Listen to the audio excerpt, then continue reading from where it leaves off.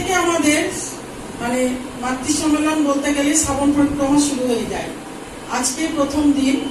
আজ থেকে আমরা সবাই মিলে মায়ের গান, নাম, ধ্যান, আরাধনা, ইষ্ট প্রসঙ্গ প্রত্যেকেই রাখবো এবং প্রত্যেকেই বলবেন, প্রত্যেকেই আমরা শুনবো, শিখবো, জানবো। এই আজ থেকে আমাদের শুরু হলো শ্রাবণ পরিক্রমা। এইটা হচ্ছে বড় মার বোধহয় 131তম জন্মদিবস পালন হচ্ছে। তাই বড় মার কথা বলতে গেলে ঠাকুরের কথা বলতেই হয়, কারণ ঠাকুর বলেছিলেন বড় মা হচ্ছে আমারই আর একটা স্বরূপ। আমি যদি নারী হয়ে জন্ম নিতাম তাহলে তোমাদের বড় মাই হতাম।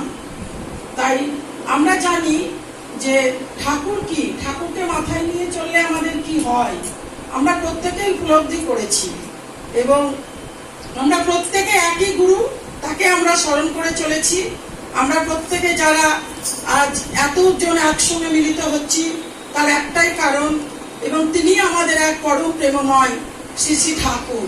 তিনি হচ্ছেন আমাদের বন্দে পুরুষোত্তম।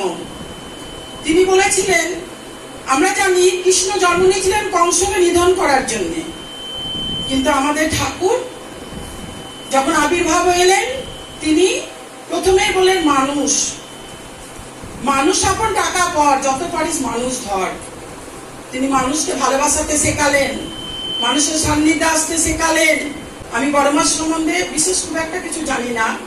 2 বছর ধরে শ্রাবণ পরিক্রমা করছি, শুনছি, মায়েদের মুখে অনেক কিছু শিখেছি, জানছি। তবে একদিন ঠাকুর বসেছিলেন এবং বড় মা ঠাকুরকে প্রণাম করে চলে যাচ্ছেন। তখন ঠাকুর যাই হোক ওনাকে ভালোবাসার আবেগে উনি থাকতে না পেরে বিহ্বল হয়ে বললেন, তোমাদের বড় মা পাহাড়ের মতন।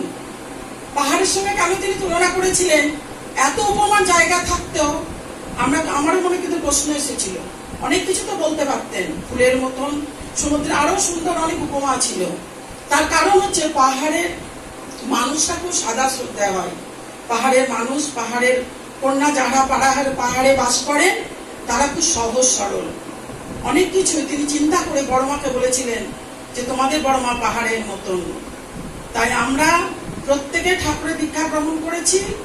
আমাদের চলন বলন সবকিছুই আমরা কিন্তু ঠাকুর বাড়ি থেকে আসছে, এবং বড় মা যে কেমন ছিলেন সেটা এখনো বহন করে চলেছে আমাদের দেওঘরের বৌরানী মারা। তাদের দেখে কিন্তু আমরা অনেক কিছু শিখছি। তাদের প্রত্যেকটা চলনে বলনে আচারে আচরণে আমরা বুঝতে পারি যে বড় মা কেমন ছিলেন, তার ধারাবাহিকতা ওনারা রেখেছেন। এবং আমরাও চাইবো যে বৌরানী মা যেন আমরাও তাদের পথে কিছুটা হলেও চলতে পারি।